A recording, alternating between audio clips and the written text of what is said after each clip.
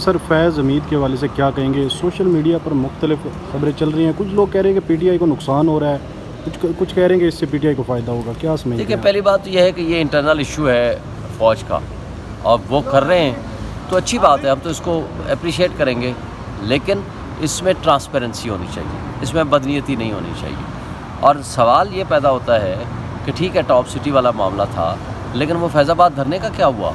सियासत में मुदाखलत तो ख्वाजा आसिफ ने ख़ुद एडमिट की हुई है। अगर आप ट्रू सेंस में एहतसाब करना है तो 3 बंदों के ख़िलाफ़ एहतसाब बनता है, फैज़ हमीद, जनरल बाजवा और ख्वाजा आसिफ, जो वहाँ साजिशें कर रहे थे, जिसने ख़ुद एडमिट किया 7 महीने के अंदर अंदर जनरल बाजवा और जनरल फैज़ उसको कहते हैं ख्वाजा आसिफ को, जी इमरान खान से हमने फारिग करना है और तुम्हें लाना है, तो पहले पंजाब गवर्नमेंट ले लो और फिर फेडरल ले लो। इनकी शर्त ये थी कि दोनों हमें एक ही मरतबा दो। तो बात यह है कि ये साजिशों में तो ये तीनों मुलव्वस थे, तो आपने एक को क्यों उठाया? तीनों को आप इन्वॉल्व करें। और फिर जो उसके अंदर इल्ज़ामात की लिस्ट आई है कि जी पोस्ट रिटायरमेंट भी कुछ ऐसे इनके गलत इक़दाम है।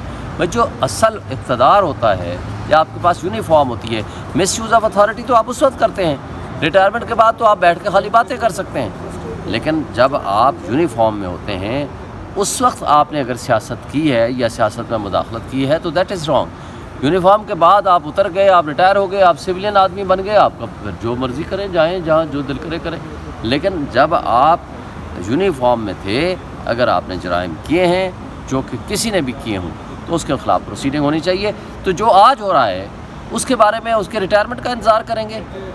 जिन लोगों ने फॉर्म 47 बनाया है, जो आपकी इस्टेब्लिशमेंट के लोग मुलव्वस हैं, जो ISI के लोगों ने जजेस के भाइयों को उठाया, तशद्दुद किया, जिन ISI के लोगों ने बेडरूम्स में कैमरे लगाए, जो ISI के लोग जा कर के तमाम हाई कोर्ट से लिख कर दिया है सुप्रीम कोर्ट में कि जनाब हमें थ्रेट्स मिलती हैं या हमें इलीगल आर्डर करने के लिए कहा जाता है, लोअर जुडिशरी ने भी लिख के दिया है, यहाँ इस्लामाबाद लोअर जुडिशरी ने। तो भाई उनका तो आप एहतसाब कीजिए ना। आज एहतसाब का वक्त है, आज जब वो नौकरी में हैं, जब वो नौकरी से रिटायर हो जाएंगे फिर किसने देखा? तो बहरहाल ये एक अच्छी रिवायत का आगाज़ हुआ है। हम ये तवक्को रखेंगे कि आप आज जो सोशल मीडिया एक्टिविस्ट हमारे 26 उठाए गए हैं उनको भी वापस बाजियाब कराएं।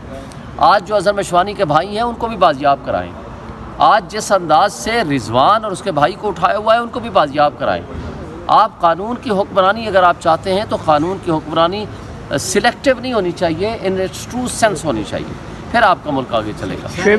अच्छा सर, नून लीग अभी एक प्रोपेगेंडा कर रही है कि जहाँ से पीटीआई को सहूलतकारी मिल रही थी अब वो रास्ता बंद हो गया है। भाई अगर इस पूरे निज़ाम को जनरल फैज़ चला रहा था तो फिर क्या वो उसका नाम जनरल आसिम मुनीर था? भाई एक रिटायर्ड जनरल वो कर क्या रहा था, उसकी हैसियत क्या थी? और जो मौजूदा सारे वो ये जो ख्वाजा आसिफ है 2019 से तो वो इनके साथ ऑनलाइन था। बाजवा का 2018 के इलेक्शन में ख़ुद कहता है ख्वाजा आसिफ मैं हार रहा था तो मैंने बाजवा को फ़ोन किया और मुझे जिताओ, और उसने जितवाया। और वो रेहाना डार से जो इलेक्शन हार के आया हुआ है, जो नवाज़ शरीफ 3 दफ़ा का प्राइम मिनिस्टर गुगू वो जो हारा हुआ है वहाँ से, और जिस हालत में वो डॉक्टर यासमीन जो आज तक जेल में पड़ी हुई है उससे हारा है, और पटन की रिपोर्ट आप उठा लें, और उसके बाद कहते हैं कि सहूलतकारी हो रही है और हमारी हो रही है जो कुछ ये कर रहे हैं। नवाज शरीफ आ रहा, शहबाज शरीफ आ रहा, मरियम नवाज़ आ रही, यहाँ इस्लामाबाद के तीनों हल्कों से ये कठपुतली जिस तरह वहाँ मुसल्लत किए गए हैं, आप किसको नहीं पता।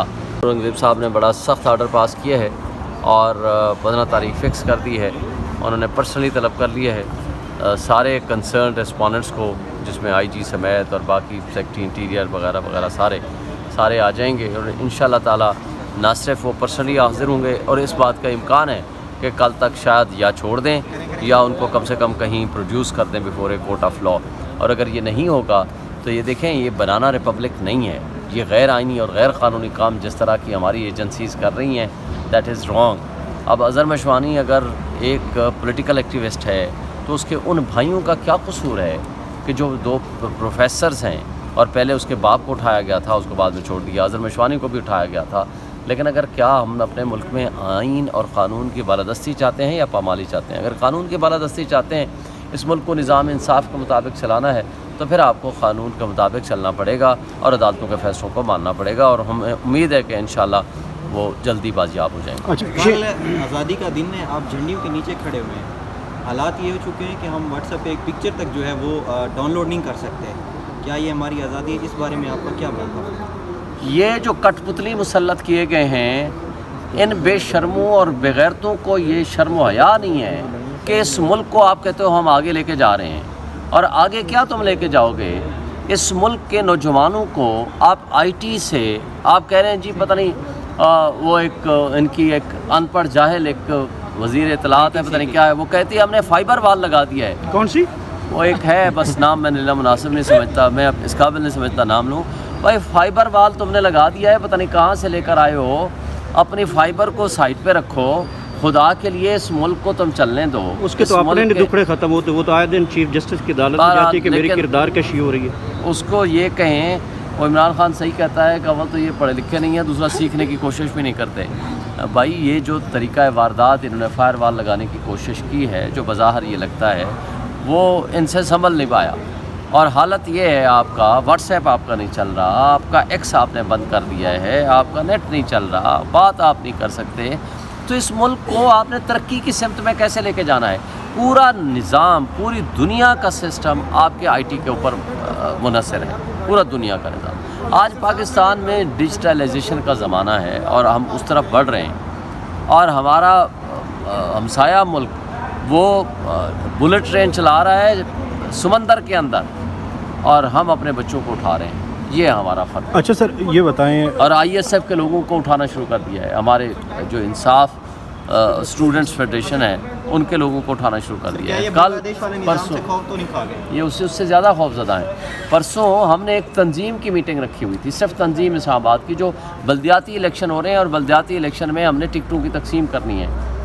ابھی ہماری میٹنگ شروع نہیں ہوئی تھی، لوگ پہنچے نہیں تھے، 17-18 بندے وہ گرفتار کر لیے. وہ پاگل ہو گئے ہیں. وہ ان کو بے شرم ہو تو پھر الیکشن میں کیوں جا رہے ہو؟ اگر تمہارا یہ کردار ہے، تم نے اگر الیکشن ہی نہیں ہونے دینا، اور وہ بھی ہمیں نہیں پتہ نہیں الیکشن ہوں گے یا نہیں، لیکن جو نامینیشن فارم کے لیے 15 تاریخ ایک دن رکھی ہے الیکشن کمیشن جو جرائم کی آماج گاہ بنا ہوا ہے، 15 تاریخ ایک دن رکھی ہے نامینیشن فارم لینے کے لیے، اور اس کے بعد نامینیشن فارم جمع کرانے کی تاریخ ہے. تو بھائی جب لوگ اٹھانا شروع کر دو گے، لوگوں کی گرفتاریاں، چھاپے، تو یہ الیکشن کا ماحول کہاں سے آئے گا؟ الحمدللہ ہم سارے جیتے ہوئے ہیں. میرا حلقہ آپ اٹھا لینا. وہ کدھر گیا طارق فضل جو بڑے لہراتا تھا کہ جی میں یہ ہے فارم 45، آج تک جمع نہیں کرائے. پوچھے نا اس سے کدھر ہیں؟ نہ آپ لوگوں کو دیے، نہ اس نے کسی میڈیا کو دکھائے، نہ آج تک عدالت میں جمع کرائے، نہ ٹریبونل میں جمع کرائے. جب ہائی کورٹ پوچھتی تھی کہتا تھا میں الیکشن کمیشن کو دوں گا، جب الیکشن کمیشن پوچھتی تھی کہتا میں ٹریبونل میں دوں گا. نہ الیکشن کمیشن کو دیے، نہ ہائی کورٹ کو دیے، نہ ٹریبونل میں جمع کرائے.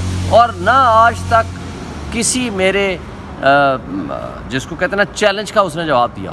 میں کہتا ہوں نا لے آؤ، آئیں قرآن پہ ہاتھ رکھتے ہیں سب کے سامنے، پریس کلب میں لے آئے، قرآن پہ ہاتھ رکھ کے کہہ دے میں جیتا ہوا ہوں، میں چھوڑ دوں گا اس کو، میں خیرات میں دے دوں گا.